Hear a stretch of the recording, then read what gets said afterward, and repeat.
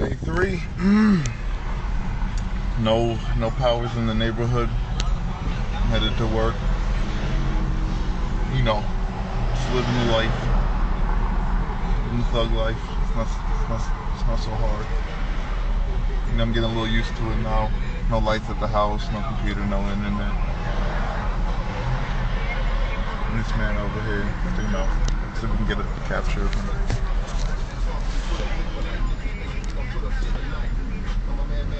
See him bobbing his head and shit. I don't know if you saw that real good. We're about to creep up in a second. Give me a second.